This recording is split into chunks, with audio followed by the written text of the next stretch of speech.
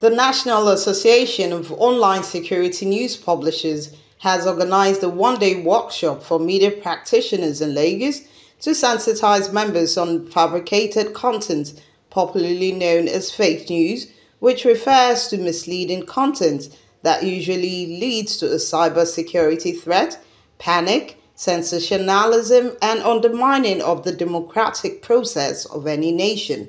However, following this year's edition tagged the role of the media and security agencies in curbing fake news, cyber threats, and sundry security challenges. Reacting to the subjects above indicated the role of the media by a famous and renowned journalist, Oba Adeoye, who reiterated and emphasized a background check of any story through the 5 W's and H in journalism. That is what, where, when, why, and where, and how, including fairness, justice, objectivity, accuracy, simplicity, checks and balances to avoid misleading the public. It's a serious problem all over the world, and if you don't address it now, we may think it's just fake news. It's just fake news, but it's capable of causing war.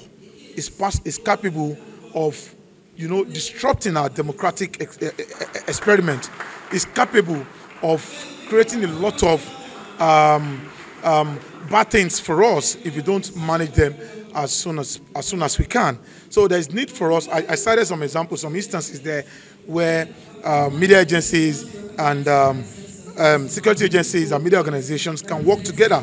There are instances all over the world where you create commissions, you create agencies, where you have representatives from the police, from the NDLEA, from the DSS, from Nigerian Union of Journalists, from organizations like this organization. In attendance were the representatives of the Nigeria Police Force, the National Drug Law Enforcement Agency, NDLEA, the Federal Road Safety Corps, FRSC officials, and other sister agencies, including media practitioners across all walks of life, to fast-track the lasting solution to fake news in our society. Fighting against discourage of drug abuse. But what we are saying, they can come up higher. And like I said, they should promote a healthy living. Like for example, like I said, the theme for this year, United Nations Drug Against Abuse and Illicit Trafficking, is people first. Stop stigma and discrimination, strengthen prevention. What we're saying is that before someone becomes a user, substance user, is a human being, and we should consider them as such. And we should stop being judgmental or stigmatizing those people because they are part and parcel of the society. They are human beings. When we said addiction is a chronic brain relapsing sickness, which anybody can fall a victim. And there's a place for treatment and rehabilitation. That's what we are saying, that we should give them support so that they can be useful to themselves, to the families, and to the society at large. If our working relationship is above 70, that's pass mark, so it's actually good. But we are talking about the little shortcomings that has security implications. So I'm not saying generally it's bad, it's okay, but there is room for improvement. And I'm hoping that the relevant laws will be enforced.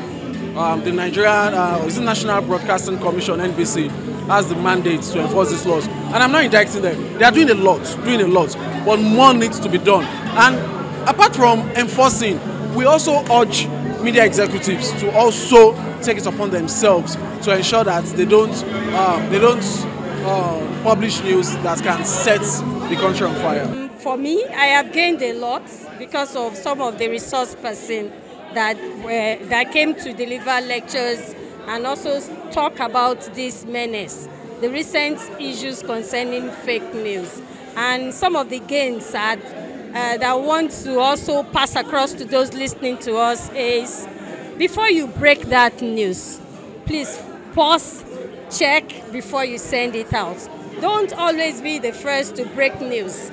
Verify it, make sure it is the right thing, verify the source. These were things I learned from the workshop, and I know with this it's going to help us curb a lot of issues that turning out fake news at costs, the rancor it has caused in the society. Above all, newsmen were charged to always verify stories before publishing and not to misinform the general public to drive traffic, which is absolutely against the ethics of journalism, and not to obstruct our national peaceful coexistence.